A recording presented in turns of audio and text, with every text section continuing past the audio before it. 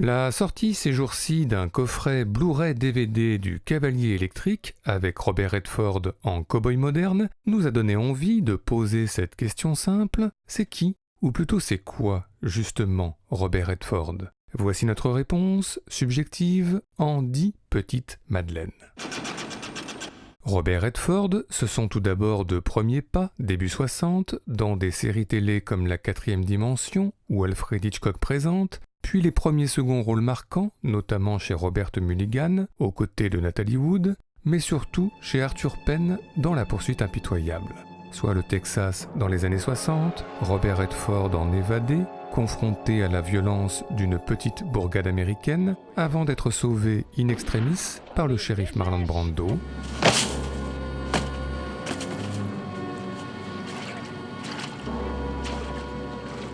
Et puis la même année, la rencontre décisive avec Sidney Pollack pour Propriété interdite d'après Tennessee Williams. Soit une nouvelle petite bourgade américaine dans le Mississippi, mais à une autre époque, la Grande Dépression des années 30, Robert Redford venu de la ville pour licencier quelques dizaines de cheminots, un Robert Redford qui en plus séduit Natalie Wood, convoité par tous, d'où les coups de poing, et pas qu'un peu.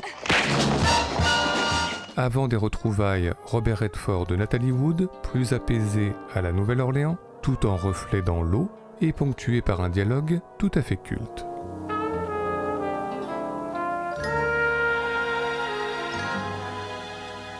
You have that habit of staring. Robert Redford, c'est ensuite, dans la deuxième partie des années 60, un duo avec Jane Fonda chez Gene Saks et un duo avec Katharine Ross chez Abraham Polonsky. Et puis, dans La Descente infernale de Michael Ritchie, un champion de ski, ce qui vaut bien un petit extrait tout en préparatifs minutieux. Et enfin, dans Butch Cassidy et le Kid, la rencontre mythique avec Paul Newman, portée par la ballade éternelle de Burt Bacharach. Un Paul Newman avec lequel il dynamite des coffres-forts dans les trains, usant d'explosifs avec discernement. Et usant d'explosifs avec parfois moins de discernement.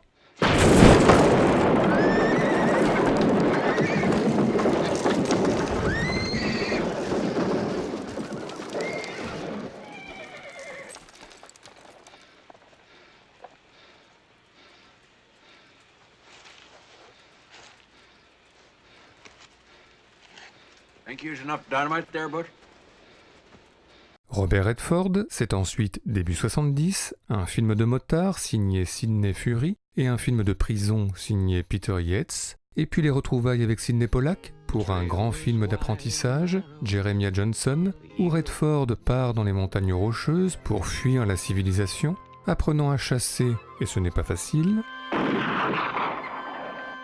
apprenant aussi à pêcher, et ce n'est guère plus facile, et apprenant enfin à faire du feu, et là, c'est mieux, enfin quoique. Et puis à la même période, un autre grand film d'apprentissage, mais moins connu, Voter McKay, de Michael Ritchie encore lui, où il incarne un candidat démocrate qui fait immanquablement penser à John Fitzgerald Kennedy, au début balbutiant devant les médias. Today, at 10 o'clock, I filed the papers to enter my name in the Democratic primary as a candidate for the United States Senate. Peu à son aise dans ses premières rencontres sur le terrain, avant d'inverser la tendance lors du débat télévisuel. I won't say it's a matter of Republicans or Democrats, but it's politics all right when the politicians put the needs of the polluters over the needs of the public. Now we have the money to do this job. We don't have to raise taxes 1 cent. We just have to have the leadership to get the job done.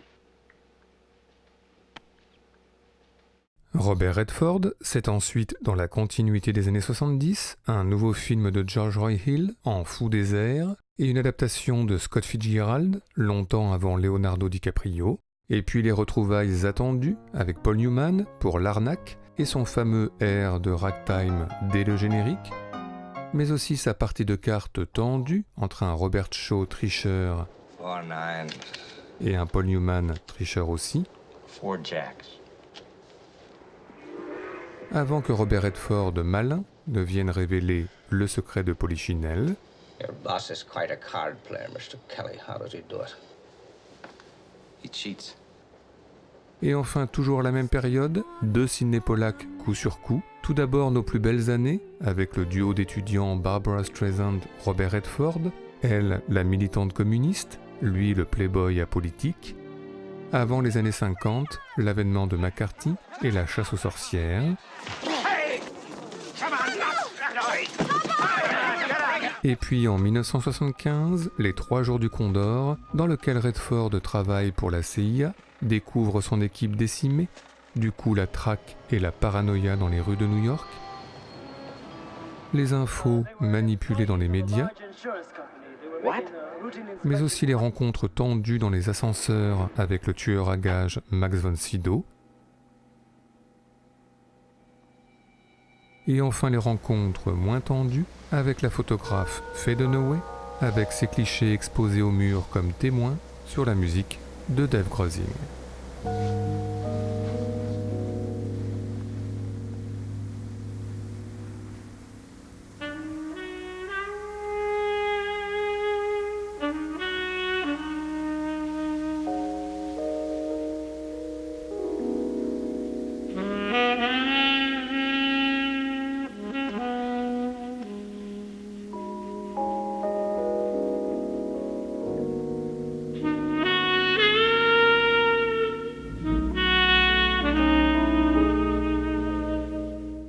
Robert Redford, c'est ensuite, dans la continuité des années 70, un grand classique du cinéma dit de dossier, Les Hommes du Président d'Alan Pakula, soit en ouverture Le Scandale du Watergate, puis Redford en Bob Woodward et Dustin Hoffman en Carl Bernstein, journaliste au Washington Post, avec réunion de rédaction, coup de téléphone, écriture d'articles, rencontres secrètes dans des parkings souterrains, et enfin épluchage des archives à la bibliothèque du Congrès à Washington, les deux journalistes pris dans un scandale politique qui a priori les écrase, mais aussi responsables et obligés par le poids du lieu et de l'histoire.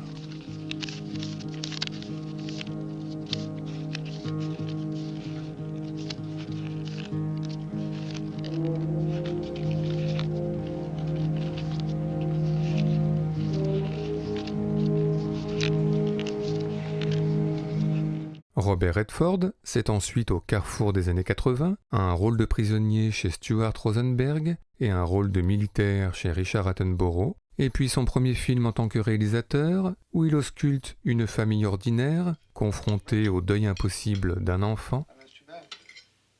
Et puis à la même période, un nouveau film de Sidney Pollack, et pas n'importe lequel, Le Cavalier électrique, où il incarne un cow-boy très fatigué, réduit à d'improbables apparitions scéniques pour une marque de cornflakes. Avec une scène iconique, Redford à cheval, fuyant Las Vegas, enseigne parmi les enseignes, néon parmi les néons. I gotta run, keep from hiding, and I'm bound to keep on riding. And I got one more silver dollar, and I ain't gonna let 'em catch me, no. I ain't gonna let 'em catch the midnight rider.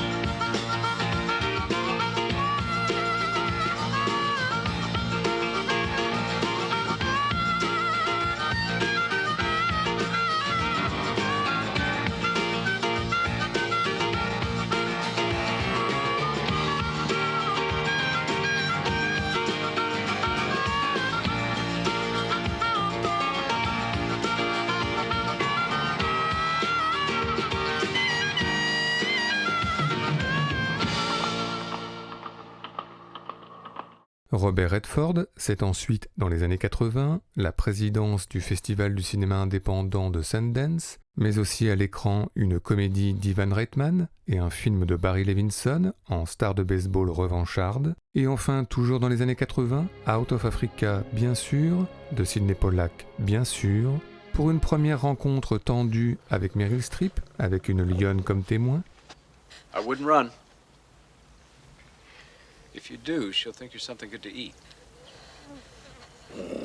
puis une autre rencontre plus détendue avec Mozart comme témoin, Listen. et enfin en point d'orgue, sans doute le shampoing le plus sensuel de notre histoire du cinéma. I can fix that, I think. Laughed loud and long, and all the while his eyes went to and fro. Ha ha, quoth he, full plain I see. The devil knows how to row. Farewell, farewell. You're skipping verses. Well, I leave out the dull parts. Farewell, farewell. But this I tell to thee, thou wedding guest. Lay your head back. He prayeth well, who loveth well, both man and bird and beast.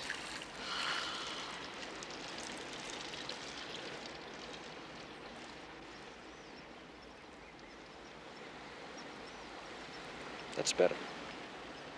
Robert Redford, c'est ensuite, dans les années 90, un film de Phil Robinson et une dernière collaboration Redford-Pollack, et puis Proposition indécente d'Adrian Lyne pour une proposition indécente faite à Demi Moore, $1 million.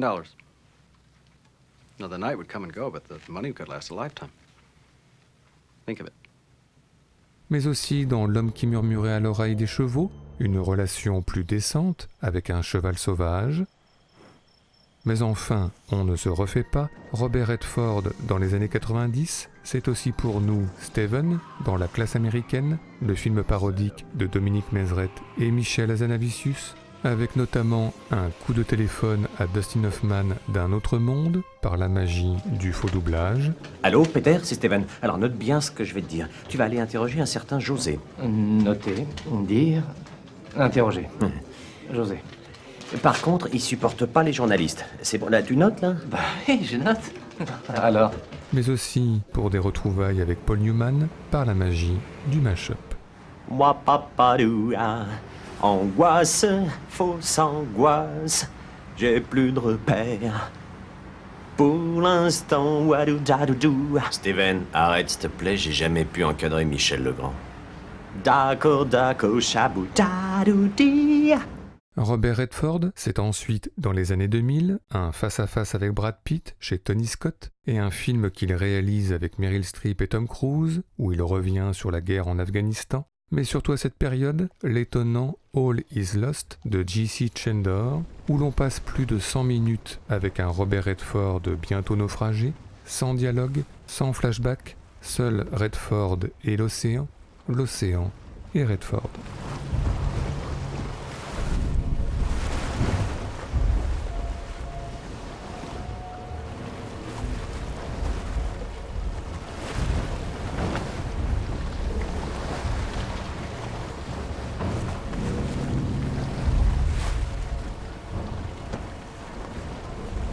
Enfin, Robert Redford, ce sont de dernières années par la force des choses plus discrètes, avec tout de même une apparition dans la série des Captain America, mais aussi dans Peter et Elliot le Dragon, le film live de David Lowery, mais le grand film à cette période est signé de ce même David Lowery et s'intitule The Old Man and the Gun, où il incarne un infatigable braqueur de banque, fomentant ses coups à l'extérieur sur la musique de Daniel Hart,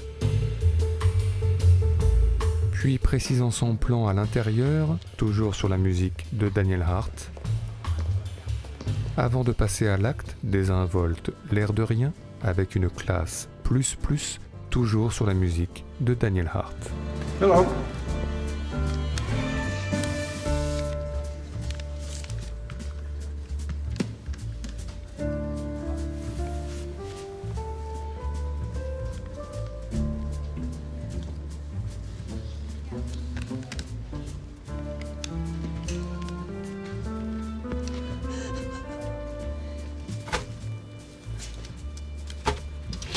Oh, you crying? Don't cry. What are you crying for? It's just my first day. Well, there's always a first time for everything, isn't there? Chin up.